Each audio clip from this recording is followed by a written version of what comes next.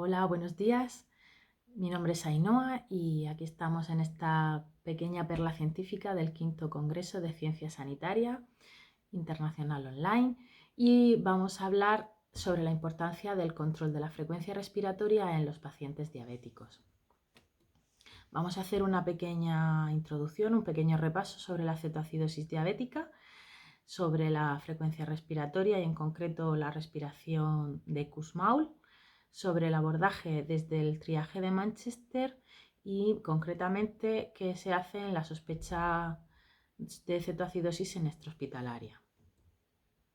Vale, la cetoacidosis diabética es una de las complicaciones más graves del paciente diabético y se produce por un aumento de unos ácidos llamados cetonas en la sangre. Estos se producen debido a que cuando hay una disminución de la insulina, el cuerpo para compensar produce un aumento, el hígado produce un aumento de la descomposición de las grasas para conseguir dicha energía. De manera que aumentan las cetonas en sangre y esto produce una cetoacidosis diabética. La cetoacidosis diabética es más común en los pacientes diabéticos tipo 1, en los debut diabéticos y en menos proporción en los pacientes con diabetes tipo 2.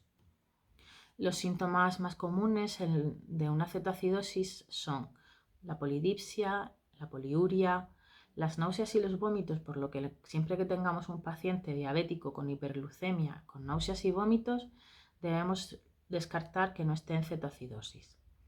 El dolor abdominal, la astenia, una taquipnea superficial o incluso ya dentro de una respiración de Kussmaul, el aliento de manzana y en los casos más graves podemos llegar a encontrarnos pacientes desorientados o en coma diabético.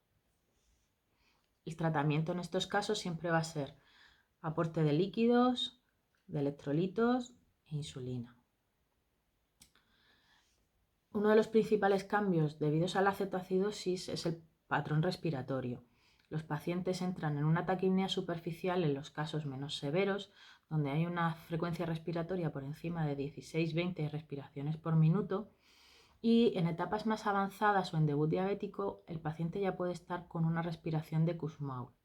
La respiración de Kussmaul es una respiración profunda, forzada, con taquipnea, que se produce para compensar en el organismo la cetoacidosis a través de la respiración. La hiperventilación en el paciente diabético con acidosis metabólica es un signo inminente de coma y muerte, por lo cual es muy importante esta valoración para poder atender cuanto antes al paciente y ponerle tratamiento. Aquí tenemos el patrón respiratorio, que si al paciente lo hemos monitorizado debemos tener el parámetro de la frecuencia respiratoria, ya que nos va a mostrar el dibujo típico en caso de existir una respiración de Kussmaul, que es en modo de dientes de sierra. El triaje de Manchester, por ejemplo, tiene el diagrama de diabetes y un discriminador que es la hiperglucemia con cetosis. Considera que este tipo de pacientes deben ser atendidos antes de 10 minutos. Como parámetro de la hiperglucemia con cetosis tiene que es un paciente con una glucemia mayor a 200 miligramos decilitro con cuerpos cetónicos en orina o signos de acidosis, como son la respiración de Kussmaul o los suspiros profundos. Obviamente, el triaje de Manchester está hecho sobre todo para la valoración intrahospitalaria, puesto que habla de los cuerpos cetónicos en orina.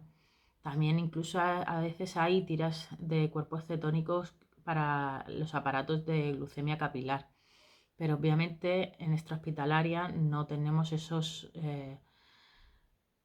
aparatos para poder hacer la medición y tampoco podemos ver unos cuerpos cetónicos en orina. ¿Cómo podemos verlo entonces? Valorando el patrón respiratorio. Por eso, en una sospecha de cetoacidosis en extrahospitalaria, puesto que no siempre vamos a tener material para poder hacer la medición, debemos valorar la frecuencia respiratoria del paciente, ver si está en taquipnea o ver si incluso está haciendo un patrón respiratorio de Kussmaul. En este caso, sospecharé, en caso de encontrarnos con un paciente que esté en esta situación de taquipnea o de respiración de Kussmaul, podremos sospechar que existe una cetoacidosis diabética si está con hiperglucemia y dichos síntomas y iniciar el tratamiento antes de llegar al hospital.